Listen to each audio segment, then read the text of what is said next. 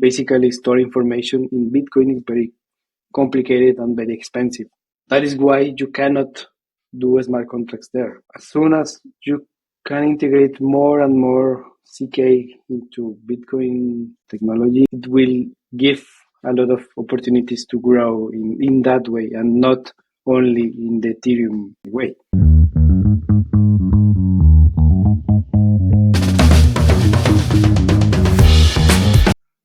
Hello, everyone, and welcome to episode 68 of Colors of Web3 and Entrepreneurship. My name is Lum, your Web3 host.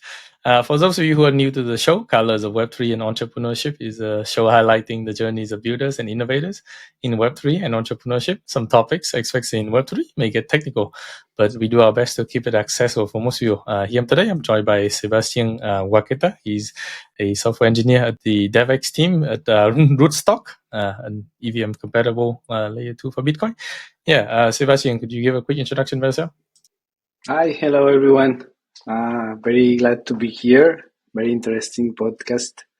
I've been following you last weeks after our hackathon. Thank you. What about me? I really love hackathons. Actually, that is the way I started in Web3. I started in game development, first of all. But in my previous life, as I like to say that, I was mechanical engineer until 2020. Then I changed my life, and just one day I said I quit my job.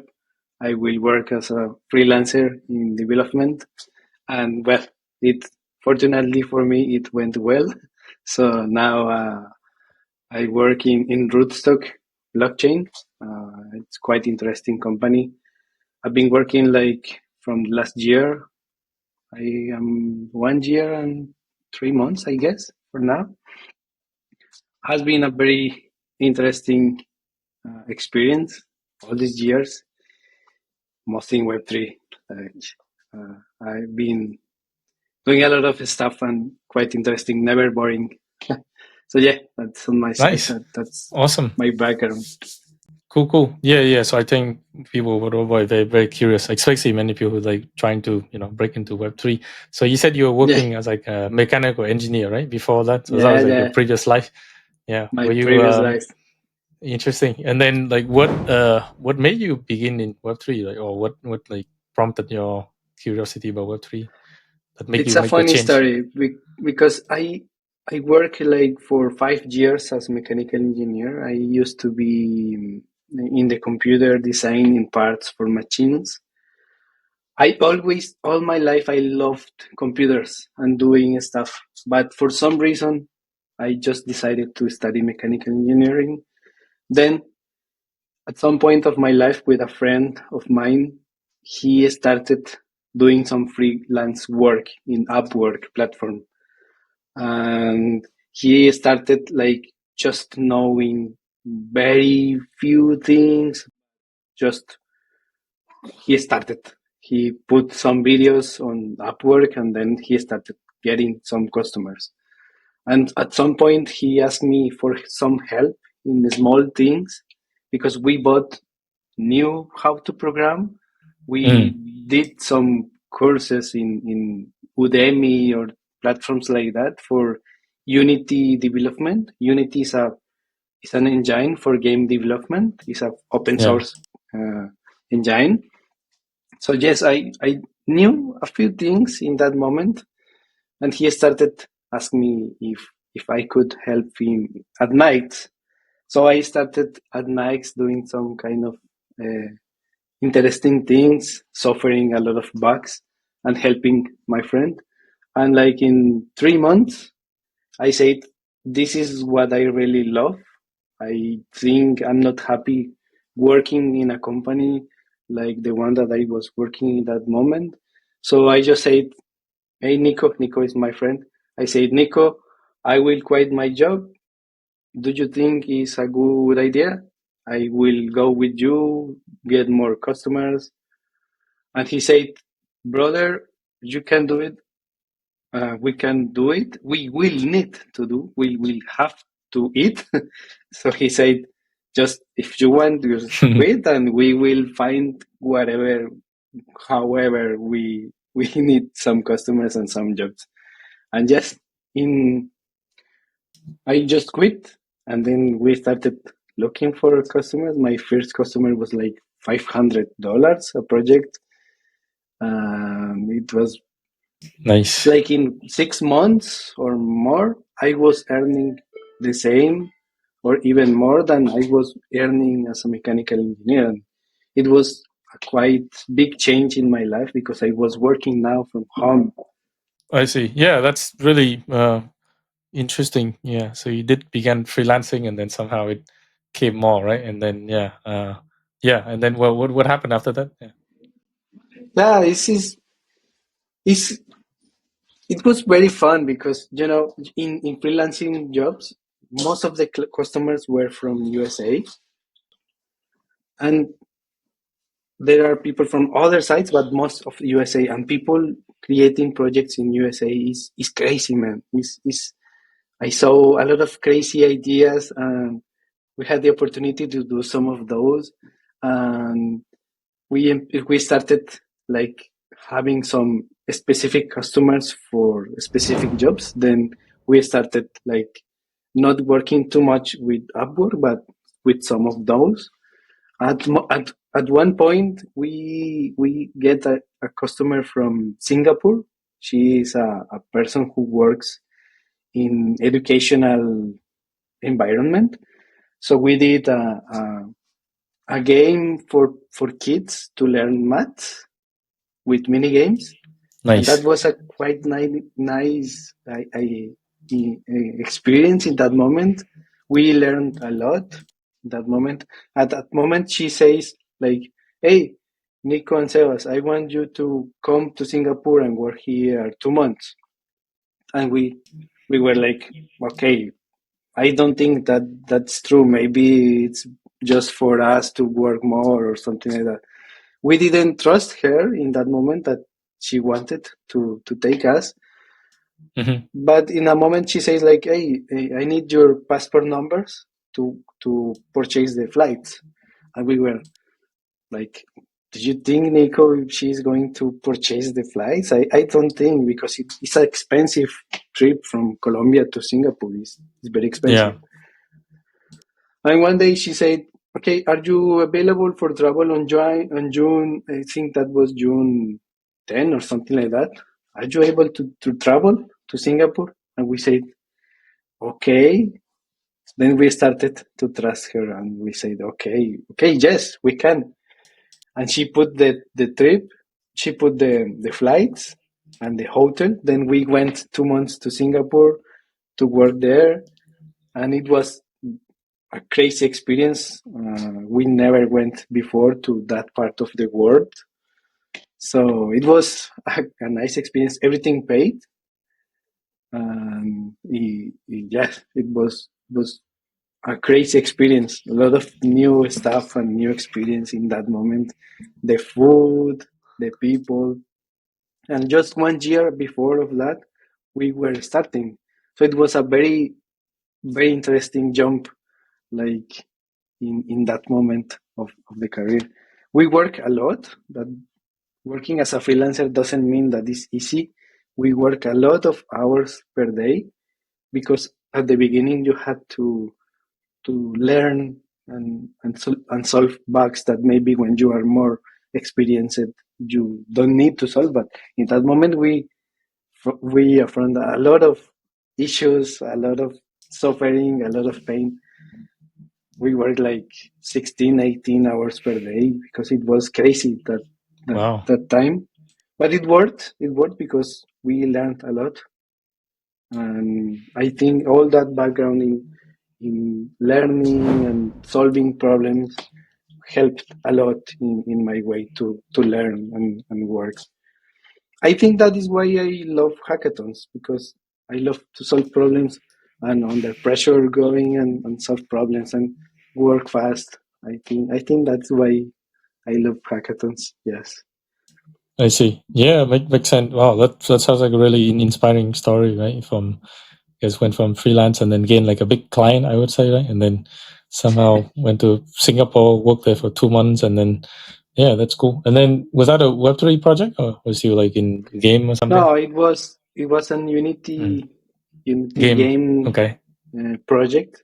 In that moment, I was incursionating into Web3, but just like I was very shy in that moment. So the way I started in Web3 was like getting out of my comfort zone, and because I has been always very shy. But in that moment, I said, okay, I need to meet people in order to do more stuff in Web3, because I knew the basics of Web3, but if you don't have network, it's very complicated to do stuff.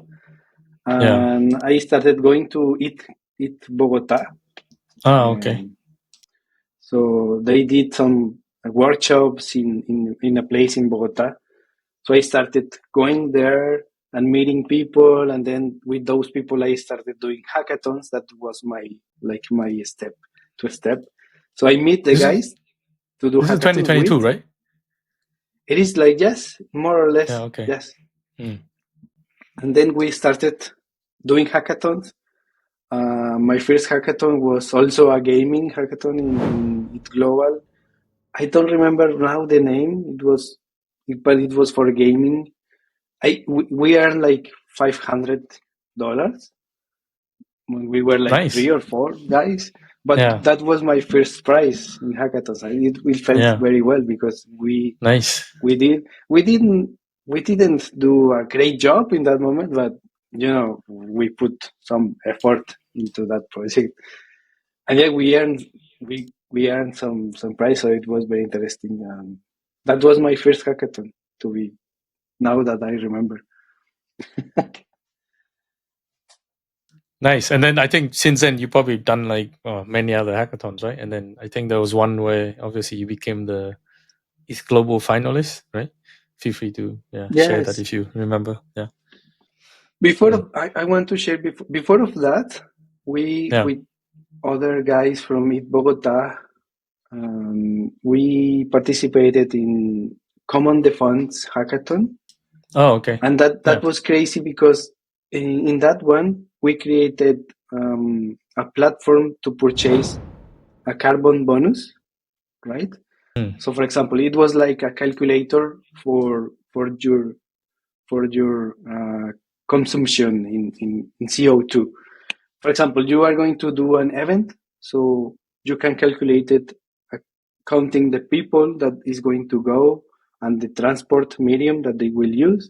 You were able to calculate how much CO2 you will use, and then you can purchase a bonus in Celo in that moment to contribute to the environment. So that project was very cool, and in that moment we earned the first place, but also some other prizes. We earned it was like 18K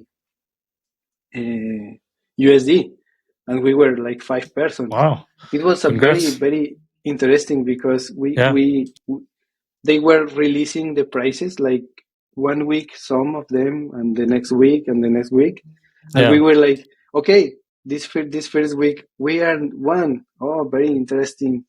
And the next week, oh no, we earned the other one. And in the last week, we knew that we were the winners of the first place, and that was quite interesting. Yeah. So if I understand correctly, I think you built it on Celo, right? And I don't remember in that moment, but for some point you only could be able to purchase that kind of bonuses in Celo. Okay. Yeah.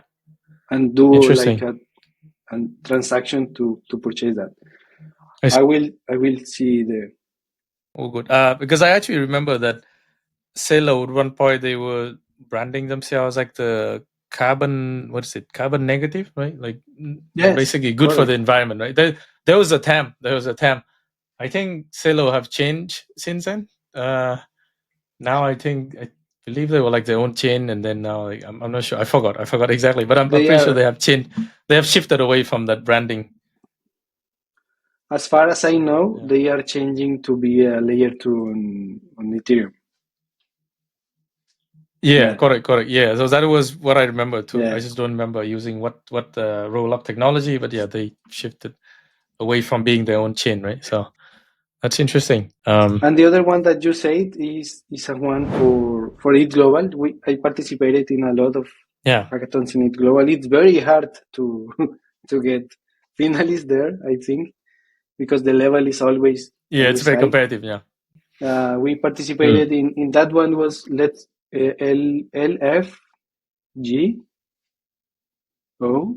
in January last year. Okay.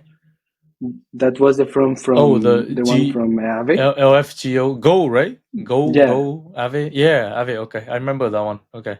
That was for DeFi, and in that moment I worked with What did you a build? very known person here in Colombia. Her name is Angela Ocando. She is like a teacher from a known educational platform in Colombia and Latin America, and she was like the pioneer in crypto, in big talking in Bogota, in Colombia.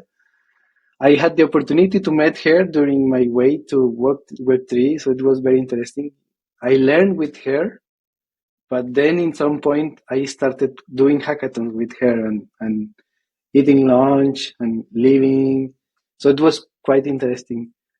And in that hackathon, we did a way to connect a marketplace, so you could sell different stuff. And we developed a mobile app that allows you to purchase those items, but without signing any transaction, just approving or signing an off-chain transaction and send that signature through the network, and the marketplace could use that transaction to purchase or take the money out and purchase the items. That was also an interesting project. Interesting. Yeah, cool. So and then there was I mean, I remember in that hackathon you had to use a Go token, right? The stable coin. Yeah. Yes. So how was it used? I know it was so long ago. It was a long time ago, but as far as I remember, it was used to purchase the items. So I see. We use the allowance and some signature play where you could just scanning a QR code, push a button to allow the site to use your tokens, but you never had to connect your wallet to the place. You just do it from your phone. So that was the cool idea, that you don't have to connect, so you don't have to risk your security by connecting in different marketplaces. Okay. Cool. Yeah, sounds like a good improvement for the Go for sure. Cool, nice. Yeah, so have you done a lot of hackathon, and then what now? You're working DevX. Okay, maybe one more fun question before we begin deep dive into your current company. Can you share with us what you do for fun in your free time? What are your hobbies? I used to play a lot of FIFA. I really loved to play FIFA on the computer online with my friends.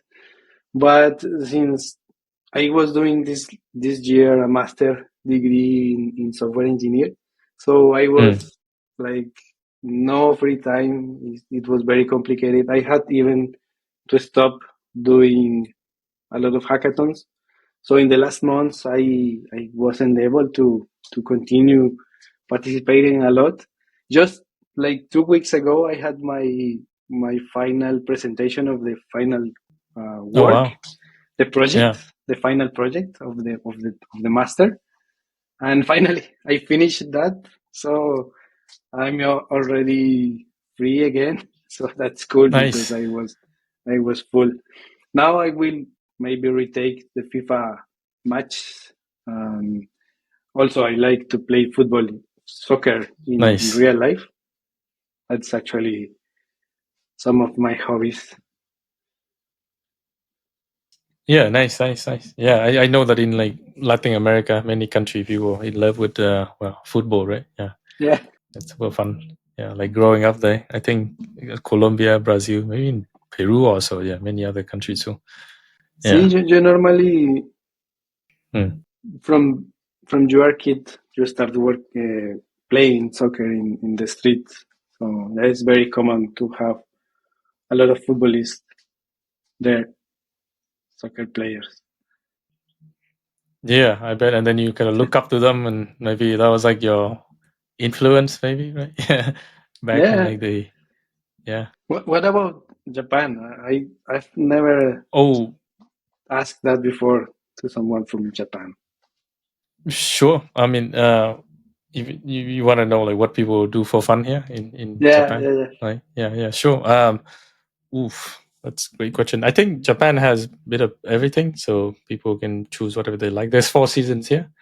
It's really beautiful. In whatever season you come in the winter, you can do snowing, skiing, uh, going to sightseeing. Also in the winter, you can actually go on like a glacier and walk through the glacier lake. It's pretty wild. And I think in summer there's a lot of festivals, camping, music festival, like traditional festival in Japan. There's a lot of things happening. Yeah, in the spring, well, there's cherry blossom. I think it's happened around all over Japan. It's really nice, pretty. Weather is great. Food is amazing. I think a lot of festival also. There's some festival happening in spring. It's a bit less. It's not as much as in summer. I think autumn is like the fall leaves. So I would say people go travel, eating food, going to festival, uh, attending, let's see, concert, attending event. There's a lot of events happening here as well too, like international Okay. festivals and music, whatever it is yours. So I would say that whatever hobbies it is that one like, you can find it here. Whether because you have the beach, you have the mountain, you have 4 seasons, like a bit everything. You can live in an island if you want. So I think the opportunities is really endless. You can live in a big city, you can live in the countryside. So a little bit everything, I would say. Yeah, Yeah. it's Yes. it's pretty fun. I would say live here. It's like Japan is like my third home. Yeah, live here for more than 9 years now. Yeah, it's really enjoyable for sure. Someday I need to go there. I really, really would love to go there. Yeah, Now highly I'm near, recommended. so maybe. Yeah, that's true. Yeah, actually, but like lately, there's been a huge crowd of tourism. I would say like almost close to being over tourism already. Yes. I came back to Japan. There, I had a business trip and then came back, and then I was going through the airport, and then I realized, like, oh man, the line is so long. I got off the airplane. You know, you have to go through immigration, right? Well, I'm a resident here, so like I'm not a tourist anymore, right? So then, Yeah. yeah, so good thing I didn't have to queue in that line. But I think that line was at least, I guess, I don't know how many people. I would say that maybe a couple hundred, several hundreds people. Everyone got off the airplane. Was like the airplane was pretty much full. The one that I used to came back on, and then yeah. So, but good thing I was living here, so I don't have to queue in that line. But yeah, just to show like people, and now COVID is over, right? So there's no Yes. restriction for travel. People can just come and go, and Japan is also, I would say, somewhat affordable compared to maybe USA and the European country due to the weak yen and prices not really rising. Inflation is there, but it's very little. So a lot of, I guess, like headwinds, good for tourists, and yeah, it's just amazing. So I think yeah, people always like enjoy. Heard the same. That's why yeah, huge. But yeah, cool. Well, yeah, if you need that, we can chat on the side another day. Anytime, would give Yeah. you travel advice for sure. Cool. Yeah. So without further ado, let's go ahead and deep dive into your current company, Rootstock. Feel free to Sure. share a Let me share my presentation screen. deck or anything. Sure. Nice. Okay, I will do a very brief through what Okay. Rootstock is and what we do have there, and what programs do have there for helping Yeah. developers to contribute and earn, or projects to earn also inside of the of the protocol. Let me hide this. And you see the screen well, right? Yes. Yeah. Very good. Okay, what Rootstock is? Basically, we are the first Bitcoin. We are the first and the longest standing sidechain over Bitcoin. I will explain that later. Sure. But basically, yes, that is what Rootstock is. Sidechain, layer 2 over Bitcoin. We are secured by the same system that Bitcoin has. So we work on the proof of work protocol, and we use the merge mining system of the Bitcoin. That means that what the miners does for Bitcoin with no more effort, they can do for Rootstock. So it's quite interesting because at the same time, the miners are mining Bitcoin and they are mining our Rootstock blocks, right? We are fully EVM compatible. That is also interesting because it's the mixing of both really great, interesting things, Bitcoin security and EVM programmability, to say something. So we are compatible with any sort of Ethereum smart contracts, or any DApp that is deployed right now in Ethereum or any layer 2 can be deployed also in Rootstock. It's quite interesting because this enables DeFi on Bitcoin. And we host right now a lot of the apps and protocols and other services that we'll explain in a bit. Interesting. Yeah. Cool. Could you actually explain a bit more about the merge mining? I'm not sure if you have anything Sure. about that, but yeah. Basically, the merge mining means that we have, we Rootstock have to go and talk with the miners and convince them to do the mining. But under the same work that they are doing to create new blocks on Bitcoin, what they do is in that moment when they find, when they solve the work, they solve also the work on Rootstock, right? So we have our own, we are totally separated from Bitcoin, but we are joined in that way because the same miners are the same miners creating blocks on Rootstock. That is one part, right? The other part that is joining us to Bitcoin is the two-way peg. That is basically our native token in Rootstock. Is called RBTC, which is a smart Bitcoin, and is paired 1-to-1 with Bitcoin. So if you have one Bitcoin in Bitcoin, you can bring that Bitcoin to Rootstock, and it will worth the same Bitcoin, and you will be able to pay gas with that token, and of course use that token in the environment to do different stuff with the different DeFi protocols or the marketplaces or the different apps that you have. So the plus here is that you don't have to sell or exchange your Bitcoin to other coin in order to go and interact with DeFi platforms, because now you can bring your Bitcoin here and use directly the Bitcoin to earn or to interact with different protocols, right? So everything is open source. We have a client on Java which is in charge of all this stuff, and there is a multi-layered mechanism that ensures the security, right, in the bridge that we have from Bitcoin to Rootstock. As I said before, you can pay the gas for fees with this coin. RBTC is our native token, 1-to-1 with Bitcoin. We are compatible with all the standards normally used in the industry.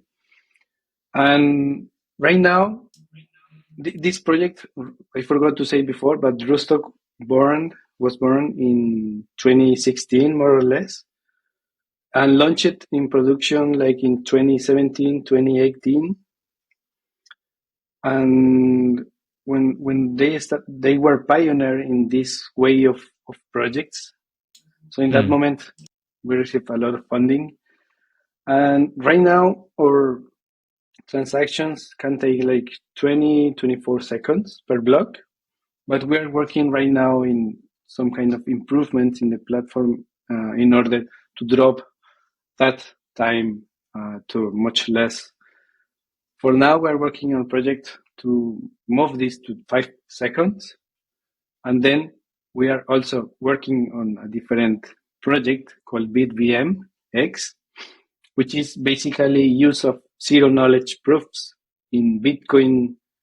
And that is a very interesting and also difficult combination that we are working right now. Our research department is working like in that right now. Some general numbers, we're close to 400 millions in total value locked.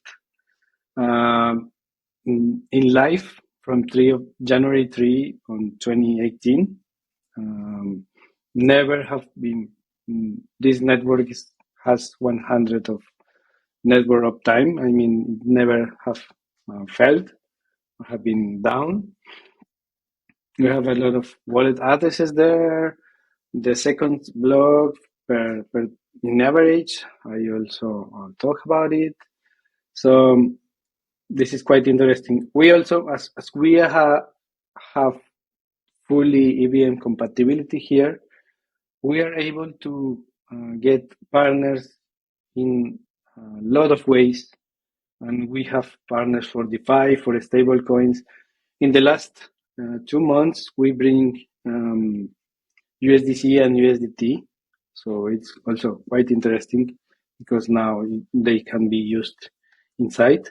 That was done by layer 0 integration. So it's quite interesting. But we have wallets, global exchanges, on and off ramps, a lot of developer tools that we try to say the developers that use them and try to build cool things on Rootstock. And also we have a lot of bridges to take your RBTC and convert it to any other token you need. Is very easy to do. It's not also expensive. Also, some dev tools and libraries, same as Ethereum, Hardhat, Foundry, all that kind of tools that you find for your development. And this is an interesting point. We are looking always for new developers to join and start building with us. So we have this program, is the Hacktivator program. It's quite interesting because it is searching for developers to contribute to our open source projects. We have everything open source in our GitHub. I will show you in a moment. But if you hacker are checking this and you want to contribute, you just have to scan this code, go to the link and say and search how you can contribute. You can contribute in 2 big ways. The first one is in code, in development part. You can contribute to different projects, or you can even create new projects and say, hey, DevX team or Rootstock development team, I have this idea. I have done this project. Take a look and pay me, basically. And the other one is you can contribute also with technical content, like writing blogs, doing tutorials, all that marketing stuff or all that content stuff that blockchains always need also, not only development. So this is the Hacktivator. It's a quite interesting program, I guess. There is a good amount of money there that people who is starting maybe in Web3 or wants to collaborate is able to earn money from there. So I invite you to take a look and try to enter there. The other one, we recently launched our own DAO, which is called the Rootstock Collective. It also has different programs.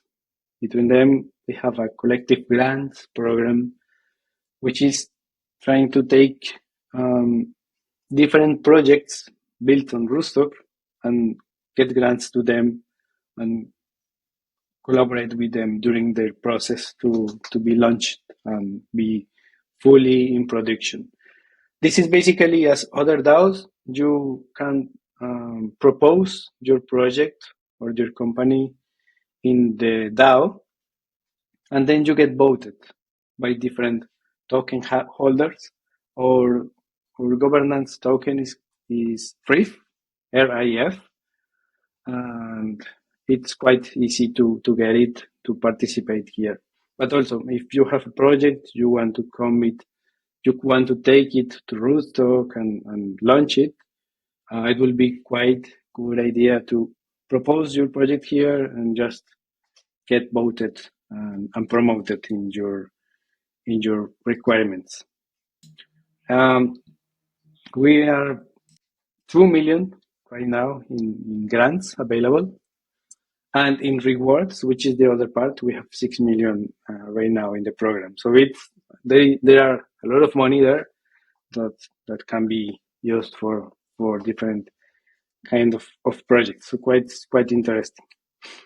Basically, this is one that we have for hackathons, but this is also applicable for your ideas that you want to contribute to our teams. Basically, these kind of developments can help other hackers in their hackathons, or when they are trying to play somehow with code and new ideas. So this is more or less the ideas that will be good or cool to get in proposals to the Hacktivator program, for example.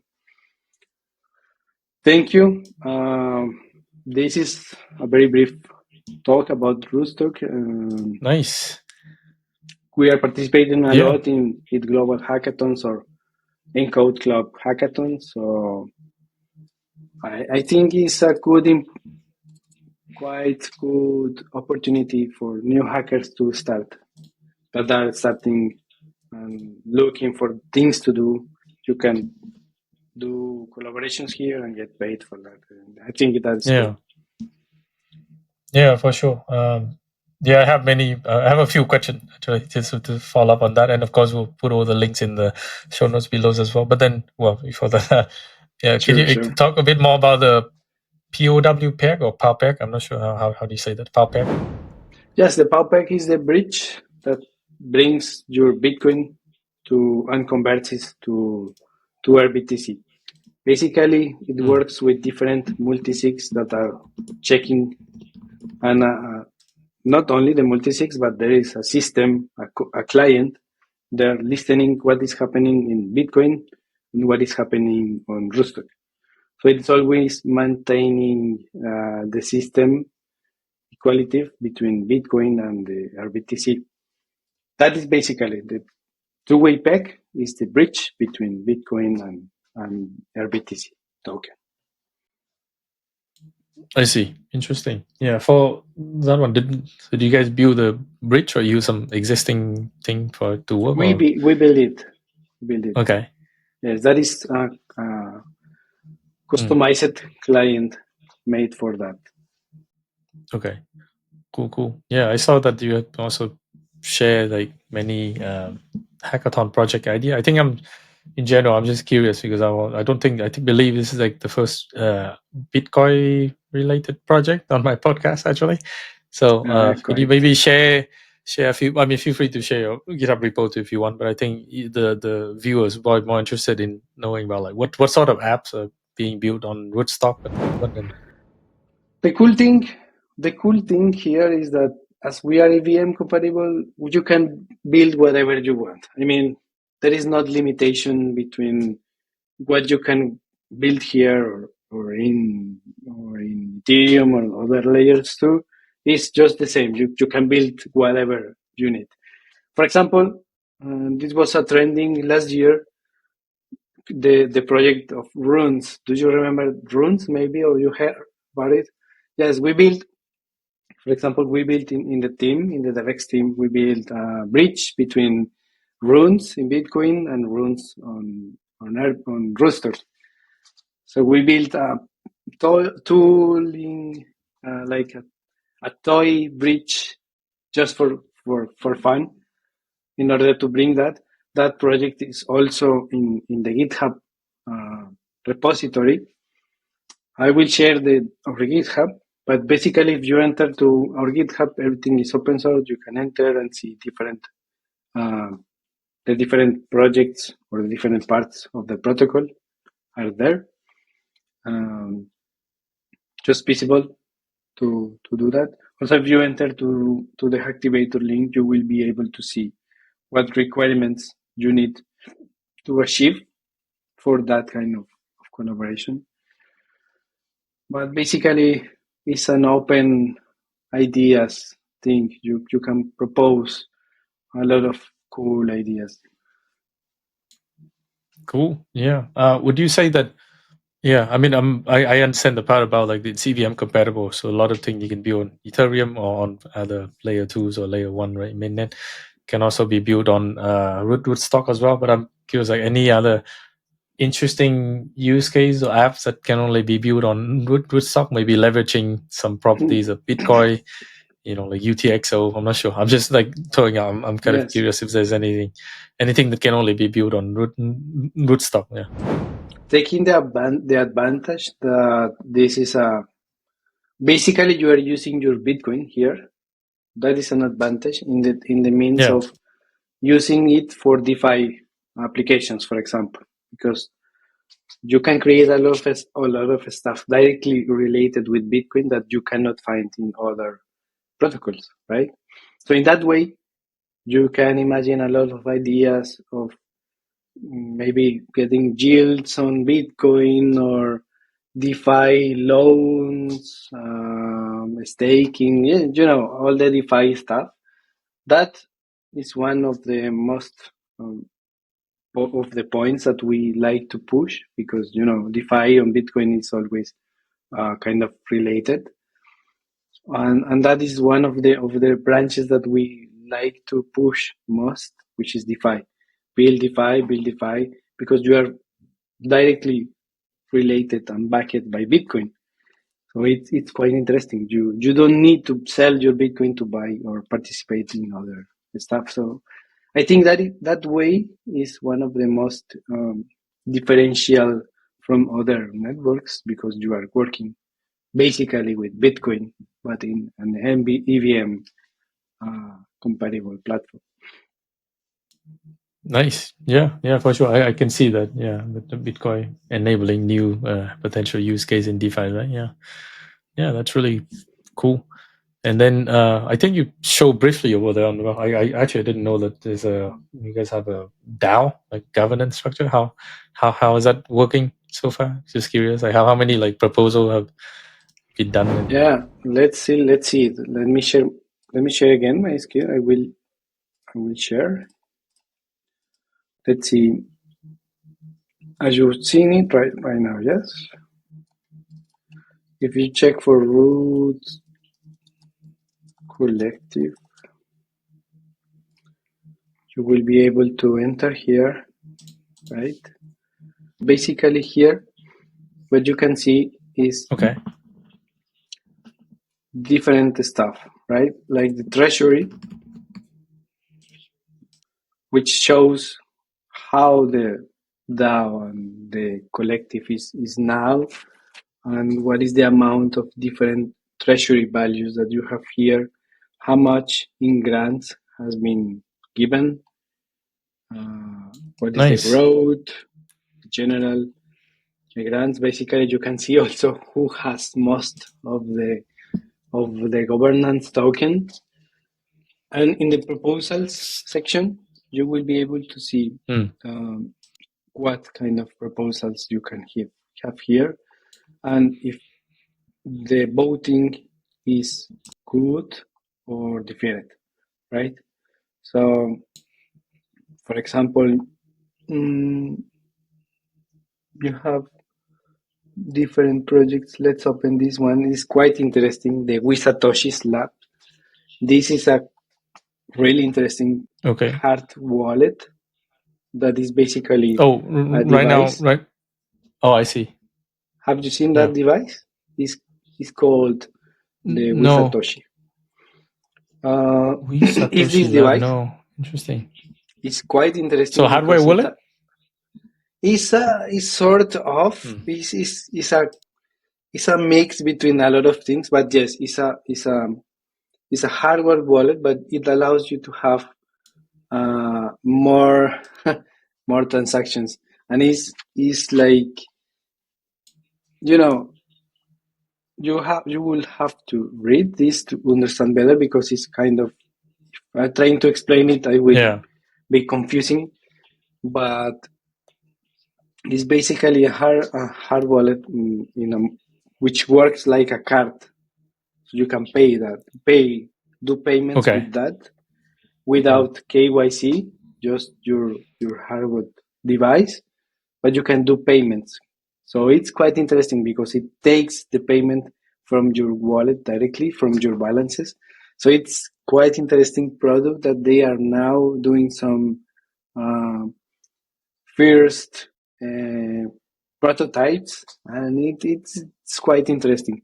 That is an example of program. It has a lot of votes for. So, for example, this is the way you can do for the for this kind of programs. You do a proposal in the page, right, in the forum, and you explain all your project, and then you get views, and you can answer the questions or whatever, and then people enters here, see all the information, and can vote here if they want or not this project to get the funding. So this is kind of how it works. You can get the collective rewards, which are basically NFTs that you can earn from your participation.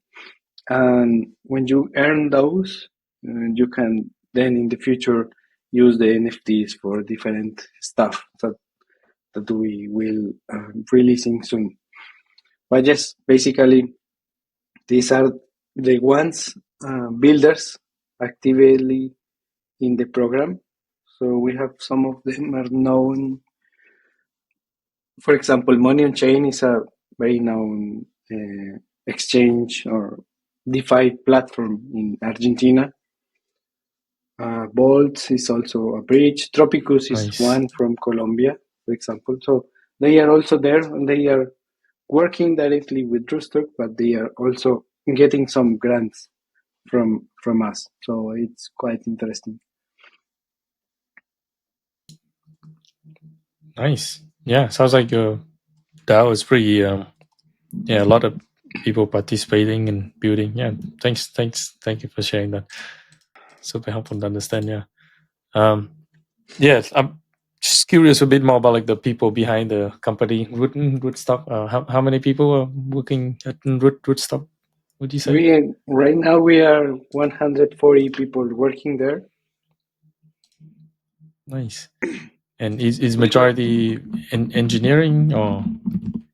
Yeah, the majority is in engineering team, but there is a lot of people there. It's a quite a diversity team. We have people. This company was founded in Argentina. The founders are Argentinians, but right now the company is global. We have people in London, in Africa. We have people in Latin America, of course, in Europe, in Asia. So it's people from around the world working together.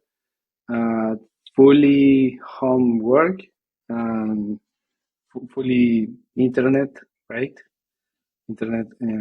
So, and we in the last 2 weeks ago, we were all together in Portugal.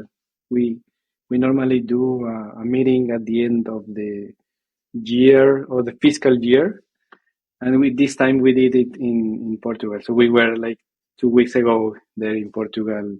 Nice. Just after our hackathon. In that, do you remember I had to take a flight that night?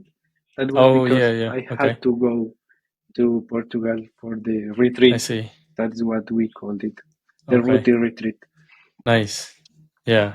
It's like a company offsite, right? All hands, everyone come join. Yes, that is. Yeah. Awesome. So everyone Cool. went Cool. there Yeah. I mean, and meet in person because it's also important, I think. yeah, I think so too. Yeah. I mean, I've had many founders who also talk about like culture and company. You can check out. I think I'm just gonna leave a link here for the founder of Agora, where he talk about like some of the work remote culture and also with governance. It's really interesting episode. Cool, but yeah, coming back to your company though, what with 140 people building on Bitcoin, what do you say is like the challenges facing you guys? Oh, I don't know. Maybe. Well, we are a lot of teams, so you have the core development team, we have the DevX team, and other teams around the company, and there is also a lot of projects at the same time. So I think the that is hard to manage in a company, how to communicate well between the teams and get like the core team is doing something and we in DevX team we need to get feedback and know what they are doing in order to go outside and show what they are doing or know what changes can they apply for that or what changes can imply on us in our projects. So I think the communication when there is a lot of people is the most common and the most complex thing to manage because we have a lot of different time zones. So people in Latin America, so we have 6 hours behind of people in Europe and also people in Asia. So that communication is a little bit tricky, but fortunately it works at the end. So I think that is the challenge, Nice. but it's working now. Cool. It's working good. I see. Okay, so I guess so no technical barriers or challenges in particular. When you say I I cannot talk too much about that part, but currently we are looking a lot for the integration of CK into the BitBMX technology. That is a very new technology, so it's a lot of researching in that way. I think that is the main barrier right now into take that technology and bring it to our core and make the transactions faster because I think that is the most important thing that we need to work on right now because the block time is very high in the market right now comparing with other chains. That's the truth. yeah. But also for now the cool thing is that we have also other specific things that make us different from other uh, blockchains. So that is also another thing. But that is the main challenge that we are working on. We are right now working on that part because we need to take that time down and be able to be faster. Cool. Yeah, I think that makes sense. I feel like many protocols companies are trying to do something with ZK, right? I think many people have also said ZK is like kind of like the end game. So trying to integrate some sort of ZK technology into the core protocols. So yeah, that's going to be quite exciting when it comes to fruition. Cool. Yeah. So just curious I think you guys are probably the only EVM-compatible Bitcoin layer, right? I mean, who do you consider to be like I guess like which project or company has been building in like the similar space? These last That you years, have. there have been other projects trying to do the same, and we normally find them also in some specific hackathons. But yes, they are. We have some competitors, but we are the first one, so we have a lot of years already working on that. That is the advantage that we have. Of course, we need to work more in order to be more differentiated with them. But yes, there are like 3 or 4 more working right now on this kind of stuff. Some of Okay, them are not in Solidity, for example. They have the I see. specific language, but some of them are in Solidity and they are bringing a lot of stuff. So we are trying to every day trying to be more productive and have more things to offer to hackers. Makes sense. Yeah, I think it's Yes. important. Web3 is like communities and also a lot of builders, right? Always Yeah. need more builders coming to the space. Cool. Just some general question here, I think, about Bitcoin future. So I'm just one from my side, but to be curious on. One is like, how do you think like the Bitcoin ecosystem will evolve in the future? It depends a lot of these new technologies, how these new technologies can help the ecosystem to grow in terms of doing more stuff that just store value. Because Bitcoin only in this moment only allows you to store value. Have your Bitcoins and translate and do transactions, but sending or receiving your Bitcoins. But that is the limitation of the Bitcoin network. Only do that in difference to EVM blockchains, right? So in the new studies or new technologies that has been working, a lot of people, because not only us, there are a lot of people working on BitVM technology. When that technology can work well or have more tested environments, there will be a change in Bitcoin because they will be able to grow the blockchain to another level in native way. I mean, you can grow in native way, like inside of the same network, or in a layer 2 or sidechain as Rootstock is. But pointing to that technology, I think there will be more possibilities to Bitcoin grow in itself in that way. So I think that is the way. Yeah. Okay, so what you're saying that if when the core technology behind Bitcoin, as it grow and improve further, it will have some impact on layer 2, right? And then like what you guys are building, and then enable Yes. new use case or something like that. What do you say? Yes, because you will unlock the blocking that Bitcoin has today. That is basically store information in Bitcoin is very complicated and very expensive. You know that is why you cannot do smart contracts there, and also because it's not Turing complete.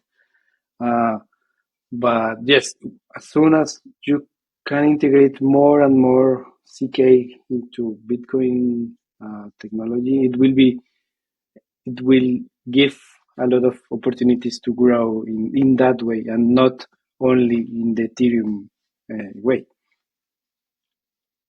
Yeah, I mean, makes sense. Yeah, but I also heard like Bitcoin core technology probably move very slow. Was in it? I mean, it's the first blockchain and also the father of all blockchain technology. Kind of sprung out of Bitcoin, right? Yeah. Yes, but it's by architecture. The architecture of the system was done like that, so it only works for UTXOs to send or receive the Bitcoin. But by architecture, is done like that. You cannot do anything. Is just that Yeah, architecture. it's true. Cool. And then how when I think you mentioned earlier about the merge mining. I'm curious from the perspective of, let's say, the Bitcoin miners, right? How will they? Well, we know that Bitcoin has a halving once every 4 years. Like, so how will Bitcoin miners react to this when the rewards go down in the future, right?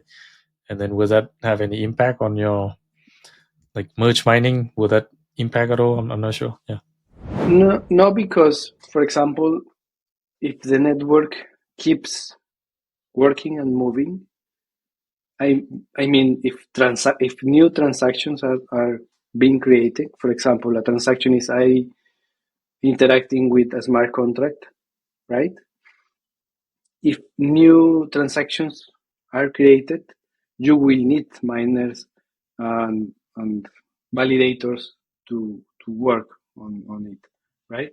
So it will keep living.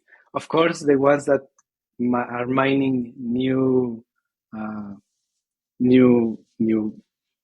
coins, to say something, or new blocks, that will be a kind of point of transition between that use of that technology to another. In that moment, I think there will be another way to point the efforts of the miners and get rewards for that.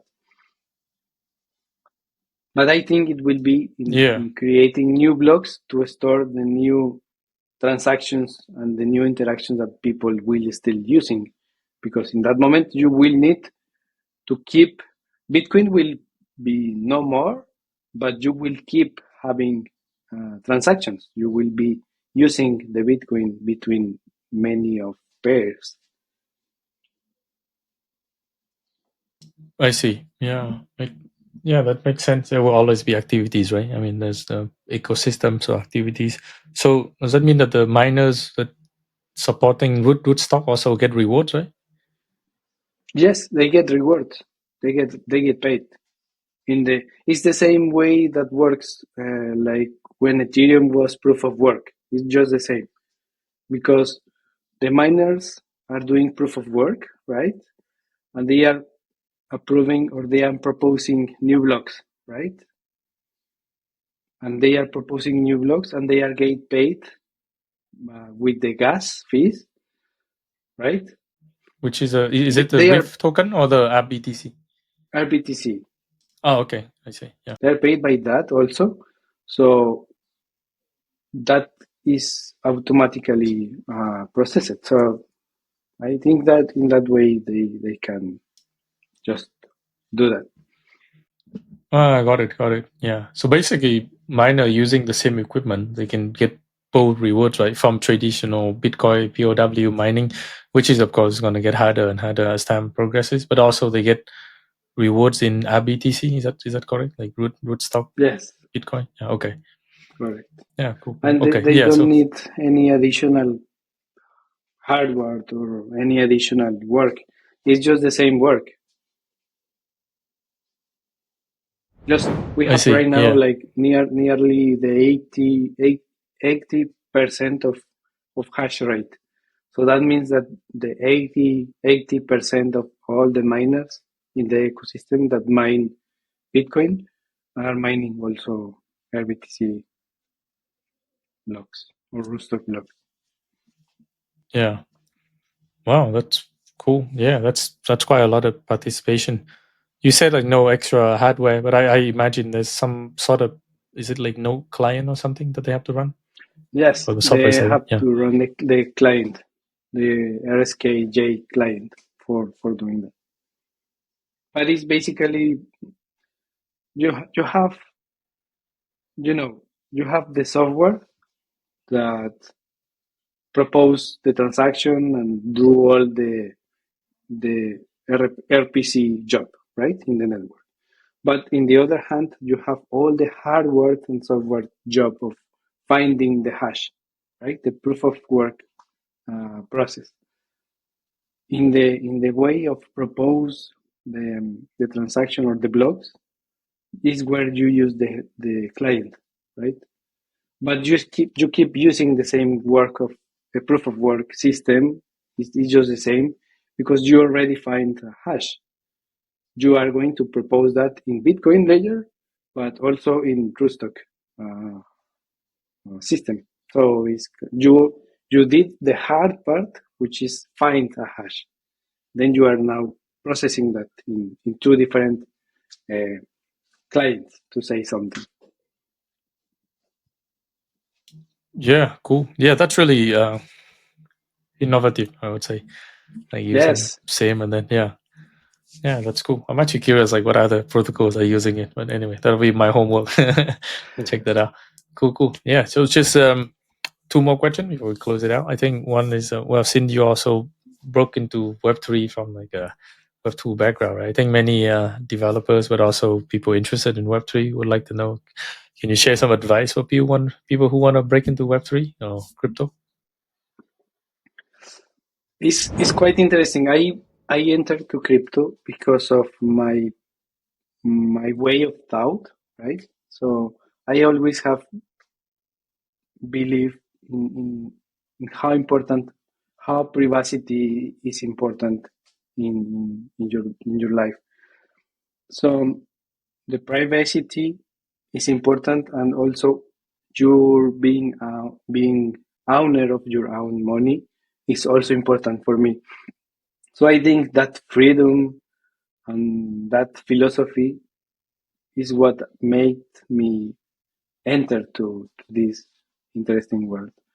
Also, there are a lot of challenges into technologies and knowledge in cryptography that is also quite interesting. So I think if you are very curious about DeFi, about how the money works, about how the privacy works, about how cryptography works, the Web3 world is the best world to go and exploit that interest, because you can find in Web3, you can find a lot of projects to do in DeFi, in gaming, in marketplaces, uh, in music even. There are a lot of projects in Argentina, I have heard, that are trying to tokenize music and do a lot of stuff with that, with art, NFTs, there are a lot of possibilities that developers can go and approach. So Nice. Yeah, for I sure. think that is the way.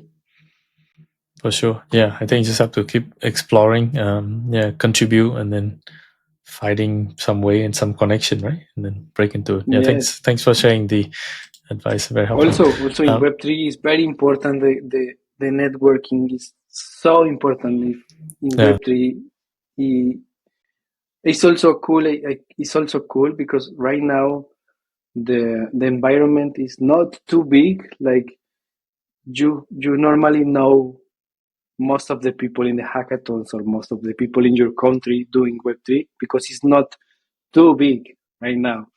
So it's very easy to go and talk with someone, and people in hackathons or people in Web3 environment is always friendly. They are not blocking you for talking with you. It's the opposite way. The people is very friendly and always open to talk. So it's a very friendly ecosystem, I guess. So networking is very important to get job opportunities or project opportunities, or get someone to participate in a hackathon with, for example. So I think networking is very important. makes sense. Yeah, absolutely agree. I think it's. I think that at least networking will help you get one foot inside the door, right? If you know someone and then can demonstrate your capability to that person, you get one foot in the door, and then of course you still have to do your own way of finding your way, right? Yeah. Yes. So awesome. Cool. And then final question, where can people follow you or your company? Feel free to share any public handles. And then I know you were sharing some QR codes earlier, but is there anything else where you Yes. want people to follow? Then feel free to say Do you think or here share. in the chat? Yeah, sure. Yeah, Oh. you can put it in the chat and then I'll put it in to the show notes later on as well. Basically, Yeah, this is my handle for everything, for my LinkedIn and for my Twitter. I okay. normally, Yeah. you can follow me on Twitter. I don't have more Cool. social, just Yeah. that one. And Yeah, I think Twitter is more than enough. Yeah. yes, Twitter is Cool. the Yeah. The the starter default, kit right? for Web3 world. Yeah. It's like your profile. Yeah, link to that. Yes, I think it works. Okay, cool. Yeah, I'll make sure to put your Twitter link here in the show notes so that you can follow, and also put your websites and and the links that you have Sure. shared during this chat as well. Once again, Sebastian, thank you for joining the podcast. It's been a pleasure learning about what you guys building on Rootstock and then learning a bit more about Bitcoin ecosystem in general. So thank you for your time. Thank you, Lam. It was a nice chat. Thanks so much. Awesome.